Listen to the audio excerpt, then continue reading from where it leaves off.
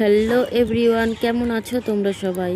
এই ঠান্ডাতে কি কেউ ভালো আছো? আমি কিন্তু ভালো নেই। দেখো, কম্বলটা নিয়ে ছাদে চলে এসেছি। ছাদটা কি নোংরা, ছাদটা একটু ঝাড়ু দিয়ে ভাবছি এইখানে কম্বলটা মেলে দেবো। শুনেছি নাংলা নাকি নাঙলের গরু বিক্রি করে শীতের কম্বল কেনে।